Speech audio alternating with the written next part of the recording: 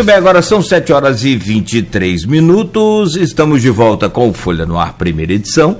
Oferecimento dos laboratórios Plínio Bacelar e Proteus, serviços de saúde e medicina ocupacional com a qualidade certificada ISO 9001-2015. Como anunciamos aqui já mais cedo, o prefeito do Rio de Janeiro, da cidade do Rio de Janeiro, já está conosco, o Eduardo Paes, e só lembrar como é a dinâmica do programa, a gente sempre toca até às 9h da manhã. Hoje o prefeito tem um compromisso às 8h, como a gente já anunciou também, qual o compromisso que é. Então a gente vai adiantar o máximo aqui esse bate-papo para aproveitar essa honrada presença aqui no Folha no Ar, primeira edição. Prefeito Eduardo, seja bem-vindo, é um prazer conversar, poder trocar aí umas ideias com o senhor nesta manhã, a gente falar um pouco sobre essa cidade maravilhosa aí. Bom dia, bem-vindo aqui à Rádio Folha FM do Grupo Folha da Manhã.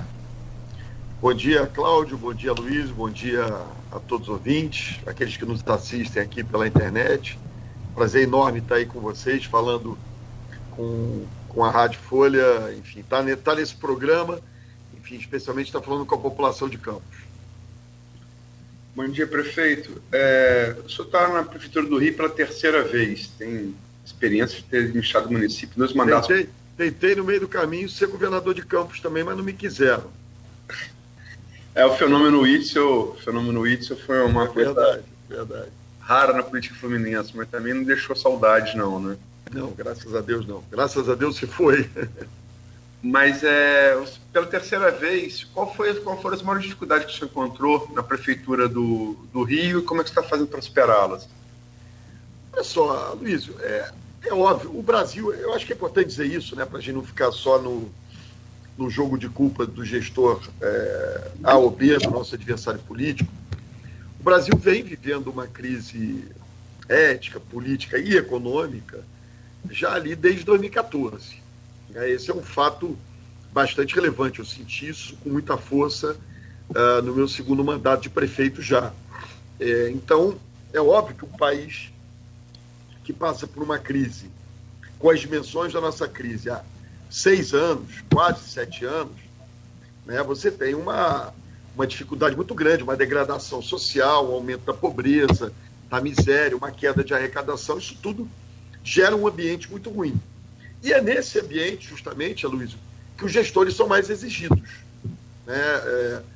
É nesse momento que a gente precisa de gestores com mais experiência, com mais competência.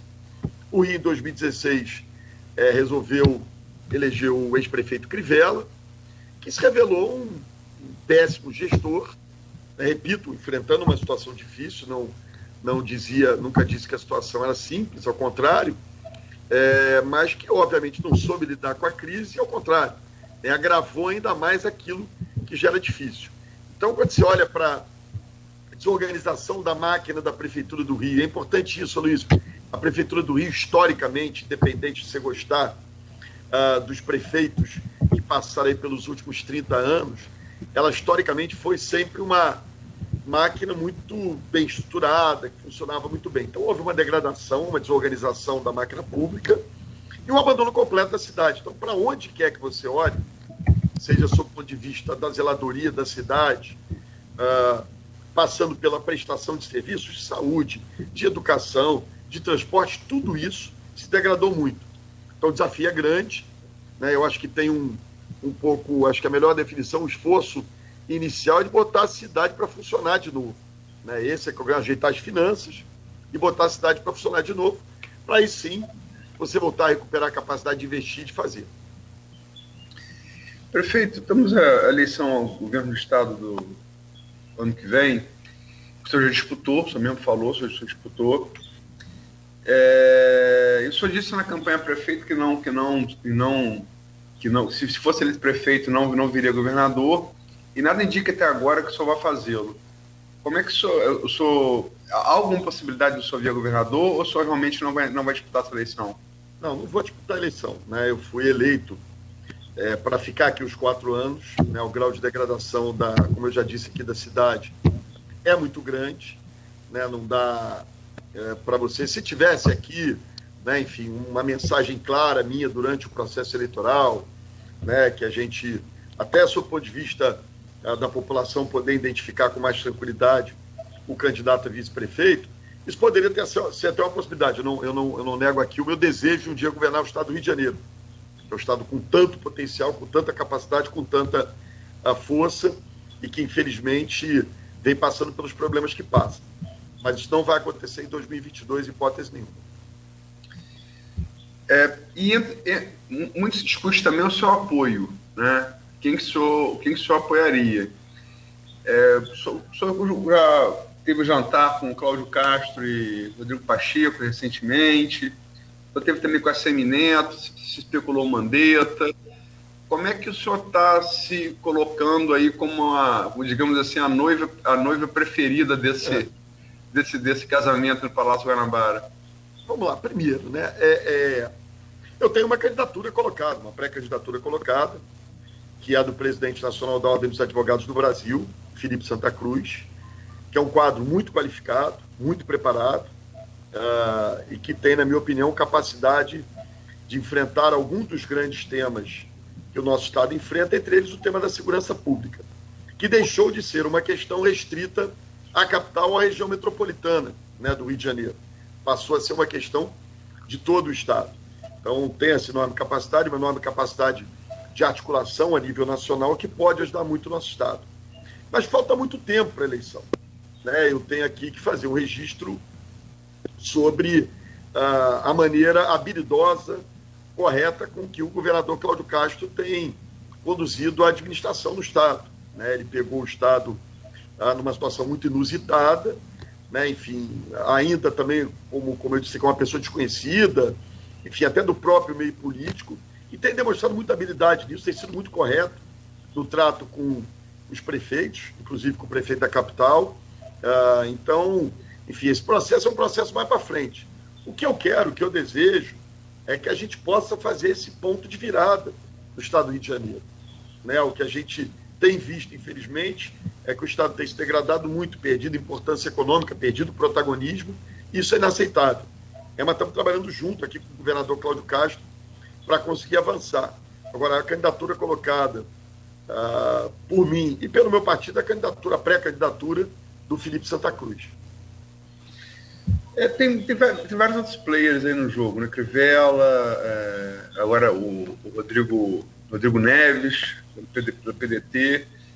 Se fala, a esquerda parece que vai vir dividida. Eu só acho que é cedo ainda para a gente ter uma dimensão mais clara dos atores do jogo. Eu acho que é muito cedo ainda, né? Primeiro, você tem uma eleição presidencial, Aloysio, muito indefinida, né? Você tem, hoje, parece haver uma polarização entre o ex-presidente Lula e o presidente Bolsonaro. A gente vê agora uma queda bastante forte da popularidade e da credibilidade do presidente Bolsonaro. Há um desejo, a gente percebe também uma rejeição muito grande desses dois personagens, né? Há um desejo no mundo da política, em vários atores sociais, para que se surja que eles chamam de terceira via, sei lá o que isso quer dizer, mas enfim, um nome alternativo a esses dois nomes. E nós estamos a um ano da eleição, né? O processo eleitoral ainda é tema de políticos, da imprensa, né? Estamos aqui debatendo, e de determinados setores. A população ainda não se ligou para isso, né? Ela está preocupada com o altíssimo desemprego que está enfrentando, com o preço do quilo do arroz, com a passagem do ônibus que já é caro e do ônibus que falta, porque o setor está completamente destroçado, né? Essas são as preocupações da população. Então, eu acho que o candidato a presidente que tiver mais capacidade de apresentar isso é que vai ser o escolhido. Isto posto, voltando aqui para o estado do Rio de Janeiro, eu acho que isso vai ter muita influência na eleição estadual. Será mesmo que o presidente Bolsonaro apoiará o governador Cláudio Castro? Será mesmo que o governador Cláudio Castro vai querer o apoio do presidente Bolsonaro? Será mesmo que, enfim, o presidente Lula levará a sua candidatura até o fim? Será mesmo que vai haver essa disputa entre essas duas forças, né? Isso é um processo que a gente tem que observar, ainda falta muito tempo, as forças políticas estão se movimentando. Eu acho que é muito bom para o Brasil que a gente tenha várias candidaturas, e é muito bom para o estado do Rio de Janeiro também que a gente tenha várias candidaturas, né? Quer dizer, qualquer eleição que você fica ali limitado a poucos players, né, a poucos candidatos, é muito ruim. Eu disputei a eleição de 18, a população tinha uma quantidade grande de alternativas. Na eleição de 2020, de novo, a população tinha uma quantidade grande de alternativas. Né? No meu perdi, na outra eu ganhei. Então, eu acho que é importante que surjam novas candidaturas, que surjam ideias diferentes para o Estado, e por isso a eleição de 2 turnos ajuda. Né? Quer dizer, você vai no segundo turno fazer a composição política, enfim, fazer o apoio para aqueles que estiverem no segundo turno. O senhor derrotou no segundo turno Marcelo Crivella, e eu estava vendo outro Fernando Gabeira falar, ele fez uma analogia a quem temeu a sua disputou eleições, está falando como jornalista, que ele via a situação de Bolsonaro, logicamente que há 15 meses da urna, muito semelhante de Crivella, no sentido de manter uma base ali suficiente para levá-lo para o segundo turno, mas ser incapaz de ampliar essa base. O senhor vê esse paralelo? Eu nem vi esse comentário do Gabeira, mas o Gabeira é um personagem que eu sempre observo com muita atenção, né, que tem uma visão perspicaz sempre da política, porque é jornalista, né, está na estrada há muito tempo e já esteve lá dentro, né, enfim, como deputado, como personagem, candidato de várias eleições majoritárias. Eu acho que sim. Eu acho que a situação do presidente Bolsonaro é muito crítica, né, porque é isso, a capacidade dele de dialogar com diferentes setores da sociedade, aliás, de dialogar, né, não é nem com diferentes setores da sociedade, a incapacidade dele de dialogar é uma característica muito forte. Isso, obviamente, limita as possibilidades dele ampliar. Quer dizer, eu entendo, às vezes, que fica ali um jogo meio de 2 personagens se retroalimentando, né? 2 personagens que têm uma rejeição muito alta, o presidente Lula e o presidente Bolsonaro, hoje o presidente Bolsonaro muito maior, acaba o Bolsonaro, ele joga muito mais com a história, olha, vocês querem que eles voltem? Ele já ganhou a eleição assim, né? Então, eu não acho a situação dele simples, não, acho a situação dele muito complicada, até porque o Brasil não vai bem, né? Tirante aqui as pandemias da vida, essa tragédia que nós vemos acontecendo no Brasil, né? Você tem uma economia muito degradada, é muita gente desempregada, é nenhuma perspectiva de crescimento econômico, é uma inflação alta, o PIB sem crescer, né? Enfim, as estruturas mais fundamentais do Estado brasileiro, no sentido de chegar à população, não funcionam. Você pega o sistema de assistência social, você pode perguntar isso aí para os prefeitos do Norte Fluminense, do Noroeste Fluminense, você não tem mais os repasses regulares do SUAS, do Sistema Único de Assistência Social, que é fundamental para tratar da população mais vulnerável. Então, me parece um governo muito frágil politicamente, muito frágil do ponto de vista gerencial e que enfrenta uma situação econômica trágica. Né? Não sei que milagre que eles podem fazer, né? Mas no final fica um pouco aquela velha frase, é economia, estúpido. Né? A grande questão é comida na mesa, é o emprego da população e, óbvio, isso agravado por essa tragédia, na minha opinião, muito mal conduzida, muito mal gerenciada da pandemia. Ninguém aqui é culpado pela pandemia, ninguém é culpado pela doença, né? Nem o presidente, nem ninguém aqui no Brasil, mas, né, você, quando se depara com um cenário adverso, você gerencia bem a crise ou você gerencia mal, e a crise foi mal gerenciada no Brasil. O senhor usou a frase do Jim Carvilles, estrategista do Bill Clinton, quando ele derrotou o George Bush pai. Mas vamos da Casa Branca lá para a nossa realidade aqui de campo. O senhor citou também o Norte Fluminense. Qual é a visão da capital, de alguém que conhece profundamente a capital como o senhor, e disputou o governo do Estado, tem de Campos e do governo Vladimir Garotinho? Primeiro, né, eu acho que o Rio teria que ter 2 capitais. Né, a cidade do Rio, /Niterói, né, que aqui é o centro da metrópole, né, e acho que Campos devia ser a segunda a capital do Estado. Né? Enfim, óbvio que isso não é possível do ponto de vista administrativo, mas na prática, e essa era uma proposta minha quando fui candidato a governador, na prática você tem o grande centro de referência da parte norte do Estado, é a cidade de Campos, é a grande metrópole da parte norte do Estado. Né? Portanto, merecia algum protagonismo maior por parte do governo do Estado, na distribuição dos órgãos administrativos, no momento de tomada de decisão, na própria presença das autoridades públicas e políticas, né? Portanto, essas duas cidades, na minha opinião, e eu incluo aqui Rio/Niterói, porque, enfim, né, tirando aqui a poça que tem entre nós, são duas cidades muito próximas, né? Mas Rio-Niterói tem esse protagonismo, enfim, natural, mas era importante que Campos pudesse cumprir com esse papel para todo o Norte e Noroeste, porque às vezes a minha percepção sempre foi de muita distância entre o centro de tomada de decisões e uma parte enorme do Estado, né? Sei lá, mais do que 1/3 do território, vamos aqui chamar de 2/5 do território do Estado, acaba muito relegado a um processo de decisão geograficamente muito distante.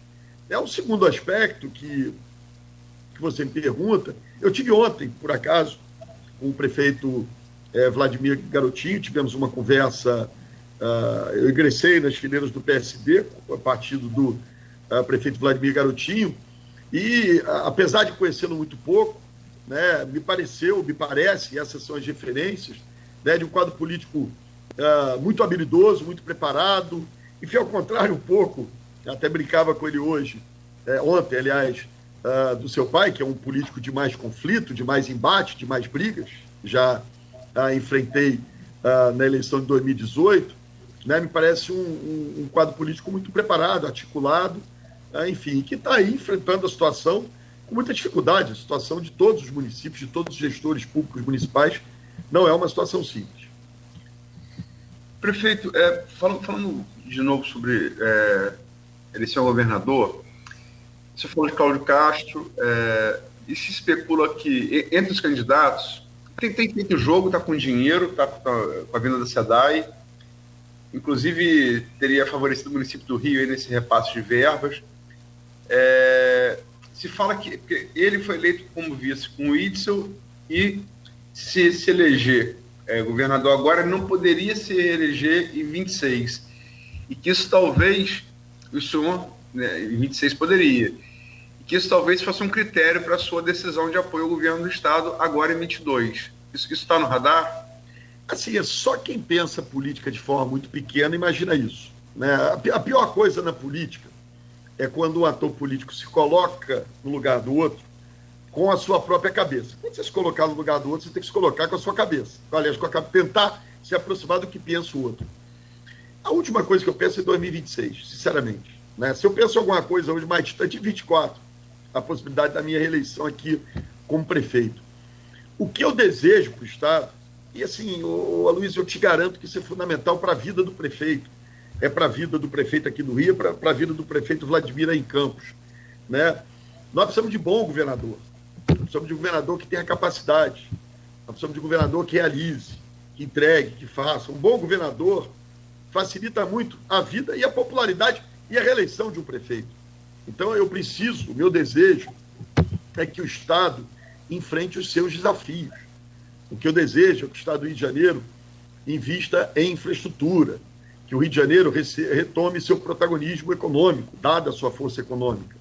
Né? O que eu desejo é que a minha cidade deixe de ser tomada parte do território por milicianos e outra parte por traficantes. Né? Isso acontece na Baixada, em São Gonçalo, acontece na região dos Lagos, acontece hoje no Sul Fluminense, em cidades pequenas do Sul Fluminense, a presença de fuzis nas ruas. Né? Essa que deve ser a discussão que deve nos pautar para 2022. Agora, dizer, olha, eu vou apoiar o sujeito, porque o sujeito não vai ser candidato à reeleição. Enfim, eu estou aqui de novo, fiz aqui meus elogios ao governador Cláudio Castro, mas se em algum momento eu fosse discutir esse apoio, esse seria o último argumento que me levaria a apoiá-lo.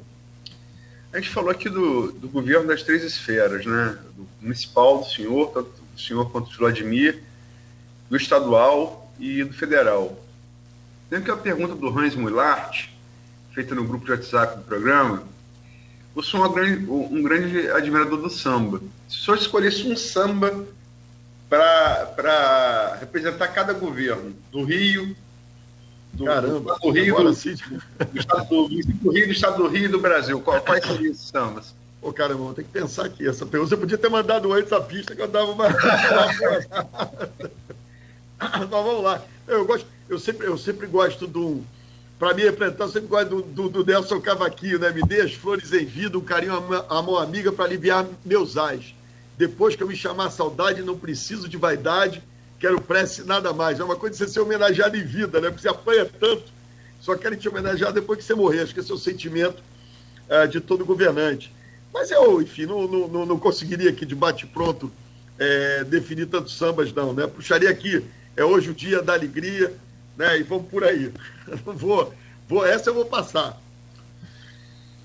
Prefeito, o senhor falou de Campos, mas a região aqui é uma região complexa, com vários problemas. O Norte e Noroeste Fluminense, qual é a sua visão sobre o Norte e Noroeste Fluminense como região?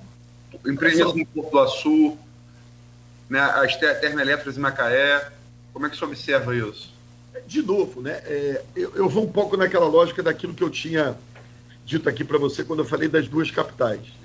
Né, você tem um investimento do tamanho do Porto do Açu aí, né, ele tem que ser catalisador e ele tem que propagar para todas as regiões do Norte e do Noroeste. A gente sabe que a situação, quando a gente olha para o Noroeste Fluminense, é uma situação mais difícil, é a área com menor IDH do Estado, os maiores índices de pobreza do Estado.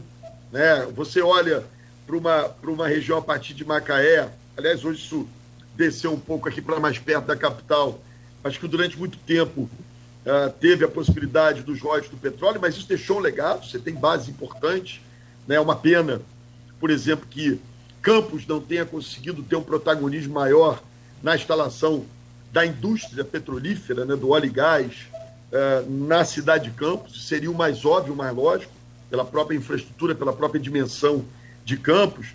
Mas se você consegue consolidar esse hub de desenvolvimento a partir de Campos, isso vai irradiar para todas as cidades do Norte e Noroeste Fluminense, né, e trazer riqueza para todas as cidades do Norte e Noroeste Fluminense. Hoje, vejo o Porto do Açu como uma grande aposta, com uma grande possibilidade, e é uma oportunidade que Campos não pode perder, como lá atrás. Aliás, ontem eu conversava isso com o prefeito Vladimir, no encontro que tive com ele, e ele chamava atenção para isso, né? Como, enfim, de certa maneira, equívocos cometidos pelo pensamento campista fizeram com que a Petrobras acabasse em Macaé. Isso não pode acontecer com o Porto do Açu, né? É uma possibilidade enorme, e a cidade que pode ter protagonismo nisso, por uma série de fatores, pela qualidade de vida que oferece, pela quantidade de serviços que oferece, pelo capital humano que dispõe, é Campos. Isso irradia para as outras cidades, né? Como, de certa maneira, as qualidades do Rio de Janeiro conseguem ser irradiadas para as demais cidades da metrópole. Prefeito, são 7h46, vamos explorar mais esse tempo aí, o máximo que a gente puder. 6 meses de governo, de novo mandato. O senhor conhece essa cidade e tem, aliás, né, um dos pontos positivos aí, como um grande apaixonado pelo Rio de Janeiro. O que deu para fazer nesses 6 meses e o que o senhor gostaria de fazer, ter feito e não conseguiu? Como é que o senhor avalia esses 6 primeiros meses do governo? Olha, a lista de coisas que a gente não gostaria de fazer é sem fim, né? Porque é óbvio que eu sou um gestor ansioso, né? E gosto que aqueles desafios que a gente se coloca no processo eleitoral, que eles pudessem estar resolvidos, sei lá, já no primeiro mês de administração, se não no primeiro mês, no primeiro semestre, né? Mas eu acho que tem alguns aspectos importantes. Primeiro, do ponto de vista fiscal, né? A cidade do Rio de Janeiro já retomou o seu equilíbrio fiscal. Ou seja, hoje, independente de recursos que possam vir da cidade, recursos novos que possam surgir, nós estamos com as contas absolutamente equilibradas, pagando servidores em dia, pagando prestadores de serviço em dia, pagando todos os fornecedores da prefeitura em dia. Então, isso é muito importante, né? A gente vai apresentar já no final desse ano superávit, né? O que não aconteceu nos últimos 4 anos. A gente apresenta agora, acho que na semana que vem ou na outra semana, o nosso planejamento estratégico anunciando, mais uma vez, um grande programa de investimento. Repito, sem levar em consideração qualquer recurso advindo da venda da SEDAI. Isso só fruto da arrecadação própria do município e do equilíbrio fiscal que nós já atingimos nesses 6 meses. Isso é fundamental para a gente poder avançar em todas as outras políticas públicas. Nós temos uma crise muito profunda no setor de transportes aqui, que é um negócio que vai levar tempo para corrigir. Né? Fizemos uma intervenção, desapropriação do sistema de BRT, que foi um sistema que eu implantei no meu outro governo, que foi completamente abandonado, mas é um processo lento de recuperação desse sistema. Estamos fazendo uma nova licitação, colocando novas concessionárias. Essa é uma intervenção importante, também já feita, que afeta o dia a dia das pessoas. Estamos dando uma prioridade absoluta à saúde. Óbvio, a pandemia ela acaba tomando conta de boa parte dessa agenda, mas a gente busca reestruturar uma rede de atenção básica, uma rede hospitalar, que funcionava muito bem até 2016. Né? O Rio chegou a 70% da sua população sendo atendida pelo Programa de Saúde da Família, né? Com as clínicas da família, que era algo, aliás, que eu tinha me comprometido em levar para todo o Estado, se tivesse sido eleito governador. Né? Isso foi completamente destruído na gestão do ex-prefeito Crivella. Então, estamos avançando nisso aqui também. Ainda um longo caminho a percorrer. Né? Conseguimos o retorno das aulas da rede municipal de ensino.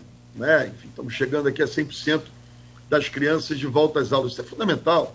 Né? Você passou 1 ano e meio, aí quase, 1 ano, enfim, de maneira muito intensa, com as nossas crianças sem aula. Isso os resultados dessa pandemia de falta de educação, de ensino para os nossos jovens, talvez seja mais grave ainda. Né? Acho que a gente retoma, sob o ponto de vista de narrativa, de percepção, a credibilidade na cidade. Investimentos começam a vir, começam a surgir boas notícias aqui na cidade do Rio de Janeiro. Então, é um processo de retomada, que é lento, mais lento do que eu gostaria, gradual, mas que eu tenho certeza que vai acontecer. Prefeito, se der para... Sei que o senhor tem que sair daqui a pouco para dar coletiva sobre Covid. O senhor já teve uma relação muito próxima com o presidente Lula, quando ele era presidente, e no governo Dilma também. Como é que está hoje sua relação com o ex-presidente? Com o ex-presidente Lula? Isso, com o ex-presidente Lula. Eu recebi para um almoço no Palácio da Cidade, há cerca de 3 semanas atrás. Eu busquei sempre governar. Olha, eu passei por 3 presidentes da República. O Lula, a Dilma e o Michel Temer.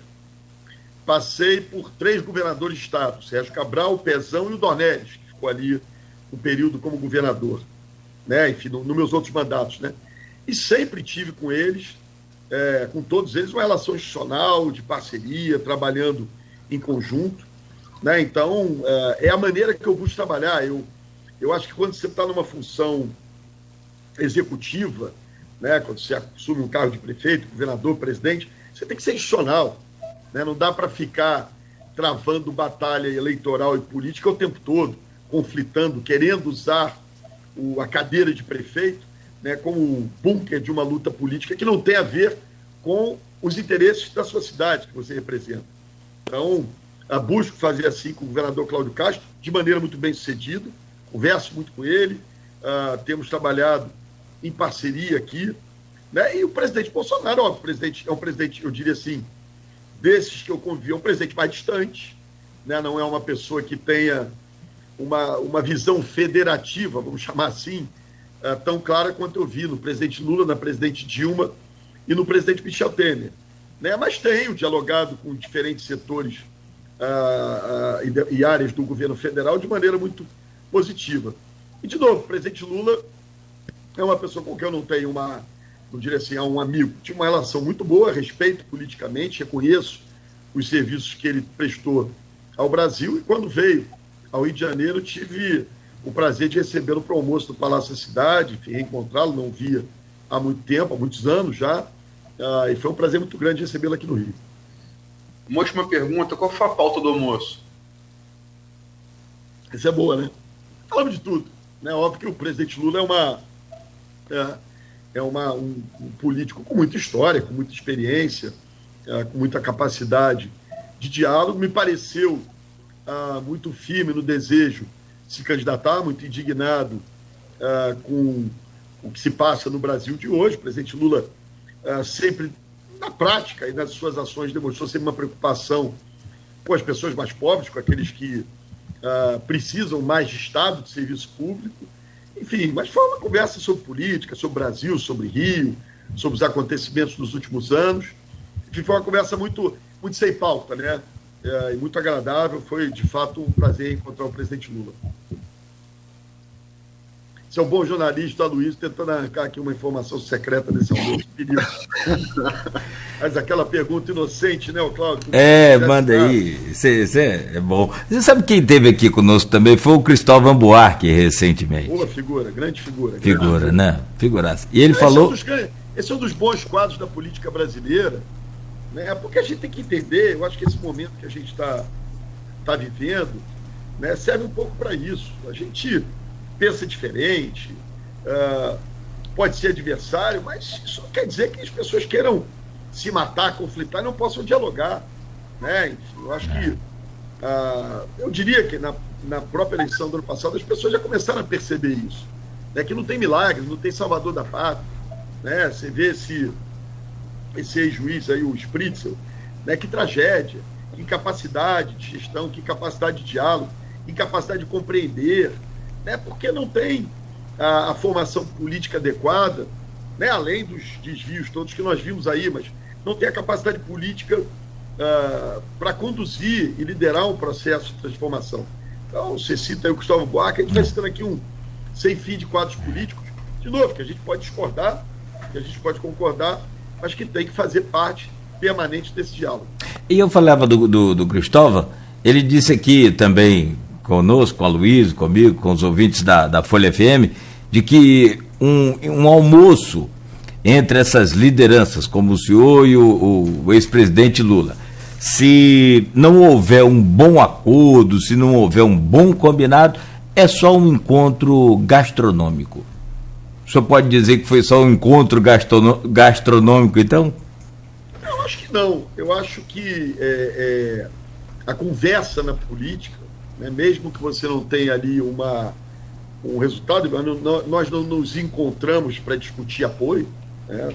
O presidente Lula é um político muito experiente, eu sou um político experiente, e ambos sabemos que há uma distância muito grande entre o dia de hoje e o momento da tomada de decisão, né? Mas é óbvio que as conversas ajudam a construir, a trocar ideias, opiniões, a ajustar, enfim, isso tudo, né, faz parte do processo da política, né? Então, eu acho que foi isso. Nós não nos sentamos para fazer um acordo político. As pessoas acabam interpretando, né?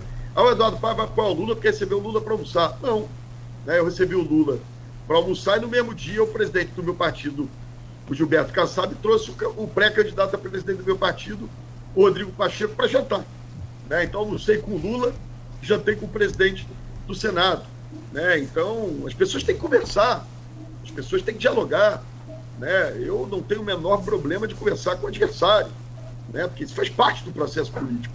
Essa é o papel que nós políticos temos que cumprir, né? Eu fico vendo aquele negócio, aliás, as pessoas até reconhecem em mim qualidade de bom gestor, mas governante não é CEO de empresa, né? Governante tem que ter capacidade de articulação política, de montar time, de fazer boa gestão, sim, mas principalmente ter compreensão, né, do quadro como um todo. A tragédia brasileira está muito nessa negação da política que nós vivemos nos últimos anos, né? Inclusive, aqui faço uma crítica, fui contra o impeachment da presidente Dilma, acho que foi um arrepio institucional absurdo, do ponto de vista político, um equívoco, mas era uma pessoa com enorme incapacidade também de diálogo político, né? Incapacidade de olhar para o diferente, para aquele que pensava diferente, dialogar com aquele que pensava diferente. E a política exige isso da gente, né? Até porque senão vai para a ditadura, né? Se só eu tenho razão, para que eu vou querer ouvir opinião contrária? É importante ouvir opinião contrária, é importante ouvir, né, e processar aquilo, né? No final, você pode manter sua opinião e defendê-la, mas é importante ouvir a opinião contrária. Bom, a sua hora já deu aí, nós não queremos aqui atrapalhar a sua agenda, mas fica aqui a sensação de que foi só uma visita médica, né? Tipo aquela assim de passagem rápida e fica devendo depois um retorno para que a gente possa bater um papo aqui mais alongado, até porque o programa vai até às 9 horas, mas de antemão, em nome do Aloysio, em nosso nome aqui de toda a equipe da Folha FM, do Grupo Folha da Manhã de Comunicação, queremos agradecer muito aí a sua participação, a sua atenção e esse bate-papo aqui conosco hoje pela manhã. Seja sempre bem-vindo aqui ao programa Folha no Ar e à região também, claro, evidente. Olha, eu que queria agradecer muito a vocês aí o carinho, né, enfim, a possibilidade da gente estar conversando, saudar a população de Campos, dizer que outro dia eu ganhei do Bruno Viana, o vereador veio me visitar aqui, Aloysio, trouxe um chuvisco maravilhoso, ele estava com, acho que era o chefe de gabinete dele, que a sogra do chefe de gabinete fez, eu fiquei com medo que o chuvisco tivesse sido feito para o genro, mas não foi para o jeito, então a tia Rita está envenenada, mas foi um chuvisco maravilhoso. Eu sou tarado, todo mundo que me visita de Campos, aliás, deixa avisado aí, por favor, me tragam um chuvisco, eu sou louco com chuvisco, e chuvisco produzido no Rio não é igual ao chuvisco produzido em Campos, né? Então, mandar um abraço grande para minha amiga Diva, que sempre que eu vou a Campos, eu faço uma visita a ela na Folha da Manhã, sempre recebeu com muito carinho, com muita cordialidade, né? Com muita gentileza, enfim, e a tantos amigos e amigas que a gente tem aí no Norte Fluminense, na cidade de Campos, e eu tenho certeza que a gente tem tudo para voltar a dar certo, para continuar avançando. Eu vou aqui da capital tentando cumprir com o meu papel, mas ajudando o nosso estado, sempre aberto para a população de todo o estado do Rio de Janeiro. Um prazer enorme, muito obrigado pelo convite, e sempre que vocês quiserem, estou à disposição. Valeu, Aloysio, muito obrigado, Cláudio. Obrigado, prefeito.